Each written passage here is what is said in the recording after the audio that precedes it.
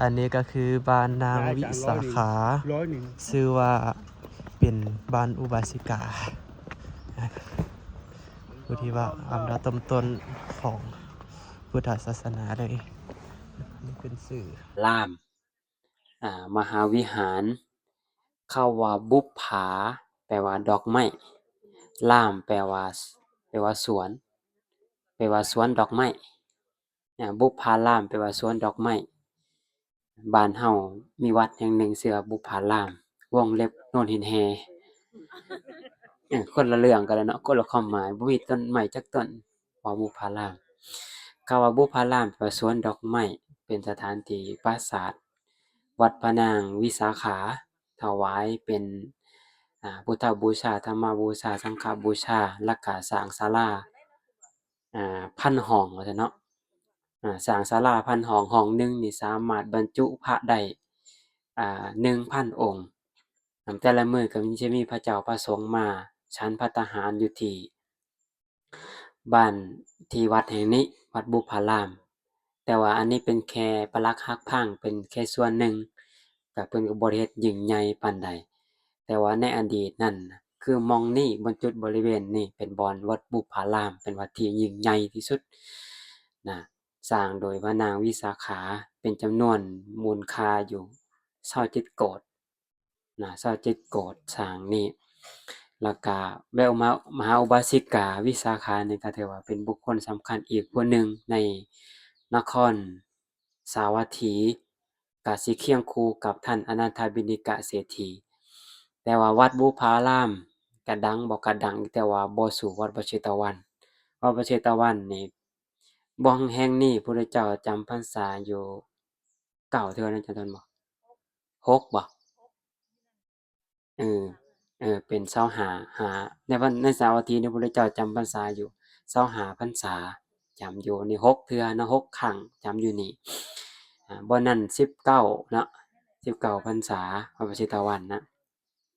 แล้วก็นางวิสาขาก็อุปถัมภ์ประถากพระเจ้าประสงค์ประวัติต่างๆก็บ่ต้องบรรยายปานใดเพราะว่าเมื่อคืนนี้ทางพระอาจารย์มาต้นก็ได้เล่ายาวเลยเนาะยาวแรงยาว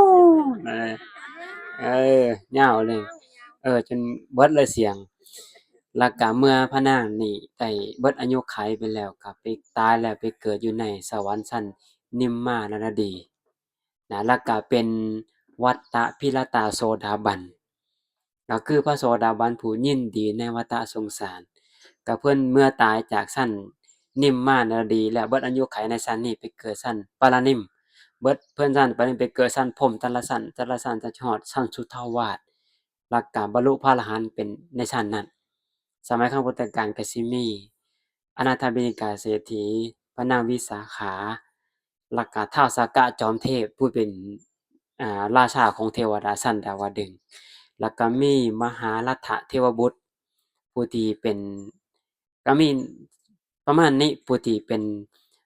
วัตตพิรตาโสดาบันพระโสดาบันพิเศษก็คือผู้ตายจากชั้นนี้ไปเกิดชั้นนี้โดยปกติเนาะพระโสดาบันเนี่ยจะบรรลุมันจะมีอยู่3ประเภทหนึ่งก็คือเอกภิชีเกิดแค่ครั้งเดียวแล้วก็บรรลุเป็นพระอรหันต์แล้วก็นิพพานเลยประเภทที่2โกลังก็เกิด3ชาติแล้วก็บรรลุพระอรหันต์แล้วก็ปรินิพพานเลยและตัวที่3ก็คือสัตตุปรมะก็คือบ่เกิน7ชาติแล้วก็บรรลุพระอรหันต์แล้วก็นิพพานเลย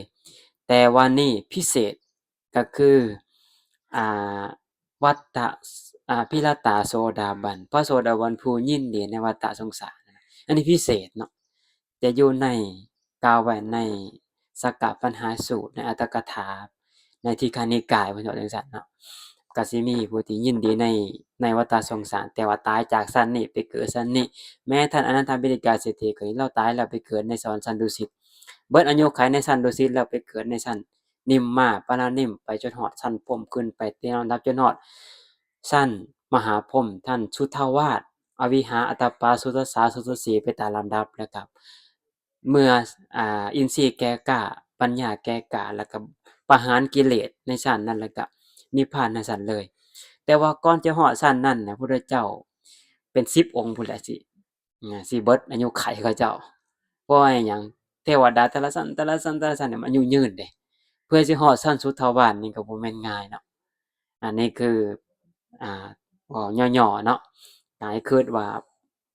หม้องนี้พระนางวิสาขาสร้างบุพารามสถานที่ต่างๆนี่ให้ถวายเป็นพุทธบูชาต้อนรับพระเจ้าพระสงฆ์นี่จำนวนหลายให้คือจั่งซี้จ้ะแค่คนที่เห็นนางวิสาขาน่ะเขาอนุโมทนาน่ะที่เว้าเมื่อวานเนาะอนุโมทนาสาธุสาธุสาธุสาธุน่ะบัดนี้ขนาดว่าเห็นเลาสร้างปราสาทนี่นะบักใหญ่บักใหญ่นี่ บ่มีเงินบ่มีทองบ่มีข้าวของอิหยังเลยถวายพระเจ้าประสงค์บ่มีอิหยังถวายเลย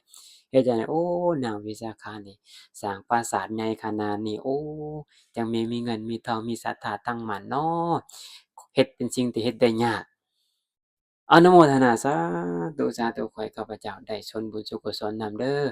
เมื่อนางอันนี้ตายไปแล้วไปเกิดในชั้นดาวดึงส์มื้อหนึ่งพระอนุรุทธะน่ะขึ้นไปในสวรรค์ไปเห็นวิมานงาม โผล่ขึ้นมาหลังบักใหญ่กว่าหมู่ถามว่าเจ้าเฮ็ดบุญอิหยังคือจังมาได้วิมานงามกันนี่อย่าเว้าแต่ก่อนเด้ออายเพิ่นอย่าปากอย่าบ่บอกถามไปถามมาถามไปเพิ่นก็บอกว่าข้าน้อยเนี่ยบ่ได้เฮ็ดบุญอิหยังข้าน้อยเป็นหมู่ข้าน้อยข้าน้อยเป็นคนทุกข์ยากหมู่ข้าน้อยเป็นนางวิสาขามาอุบาสิกาสร้างวัดบุพารามน่ะ